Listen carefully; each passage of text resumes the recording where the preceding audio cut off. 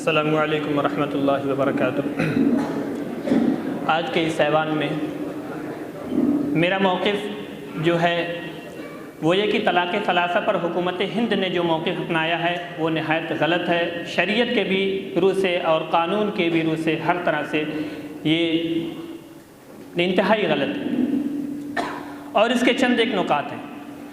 آج کے اس پورے ڈیبیٹ پہ میں نے نظر ڈالی اور سب کو بغیر سنتا رہا تو اس میں مجھے تین چیزیں نظر آئیں۔ مخالف کی طرف سے جو اعتراضات پیش کیے گئے ان تمام میں جو سب سے پہلی چیز ان کی طرف سے آئی وہ یہ کہ ہمارے اندر اور ان ملاؤں کے اندر اور ایسے لفظ استعمال کیے کہ ان کے اندر جو ہے وہ مسلم عورتوں کے تئیں درد نہیں پایا جا رہا ہے۔ اور دوسری شکل جو آئی کہ چونکہ یہ طلاق وہ تین طلاق وہ طلاق ہے جو شریعت کی روح سے ناجائز اور حرام ہے، اس وجہ سے یہ طلاق نافذ نہیں ہونی چاہیے۔ خاص طور سے یہ دو مدعے اس پورے ڈیبیٹ میں سننے کو نظر آئے بار بار۔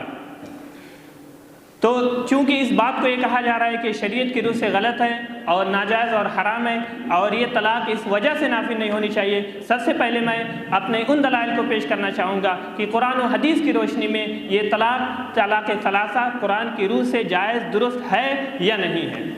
قرآن مجید میں اللہ تبارک و تعالیٰ نے ارشاد فرمایا الطلاق مرتان فامساک بمعروف او تسریح باحسان۔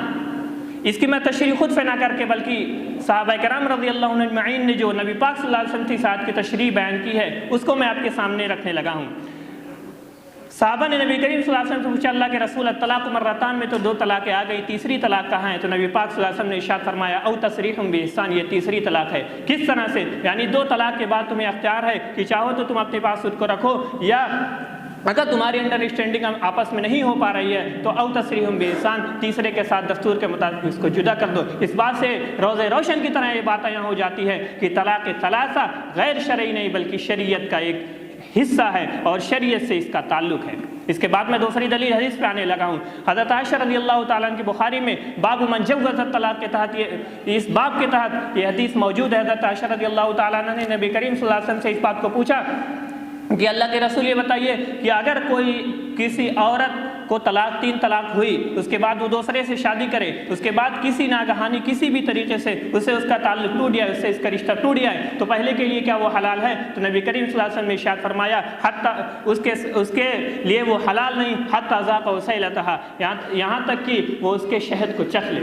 اس بات سے بھی یہ بات روز روشن کی طرح آیا ہو جاتی ہے کہ حدیث پاک بھی یہ بات واضح طریقے پر بتلاتی ہے کہ تین طلاق شریعت کے خلاف نہیں بلکہ شریعت کے عین مطابق ہے۔ اور اسی کے ساتھ دفعہ مقدر میں اس بات کا بھی جواب دے دینا چاہتا ہوں کہ من قتل مؤمنا متعمدا فجزاؤہ جہنم، قرآن مجید نے اس اصول کو یا اس طریقے پر توڑا ہے کہ جو شخص کہتا ہے کہ اگر کوئی چیز ناجائز ہے اس بنا پر یہ واقع نہیں ہوگی، اس بنا پر اس کو نہیں لایا جائے گا، تو یہ سراسر غلط ہے کیونکہ یہ قرآن کے روح سے بھی غلط ہے۔ قرآن خود کہتا ہے من قتل مؤمنا متعمدا فجزاؤہ جہنم، اگر کسی شخص نے کسی مسلمان عورت کا قتل کسی مسلمان کا بھی قتل کر دیا تو وہ شریعت کی روح سے اور اس پر وہ سزائیں نافذ ہوں گی جو اس مسلمان کو قتل کرنے پر نافذ ہوتی ہے۔ ایک ناجائز چیز دھر پر بھی شریعت نے اس کی مذمت کی ہے اور اس پر حدود کو نافذ کیا ہے۔ اور اس کے ساتھ ساتھ میں معاشرے کی جو خرابیاں اس بارے میں آنے والی ہیں ان پر بھی میں آپ کو پہنچا دوں کہ معاشرے میں اگر طلاق شدہ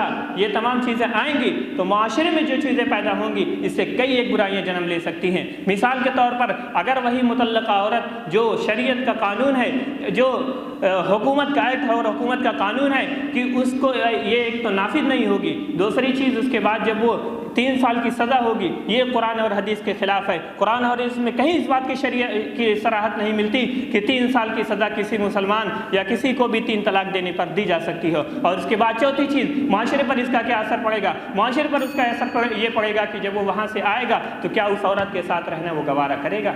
فقط والسلام، اسی بات پر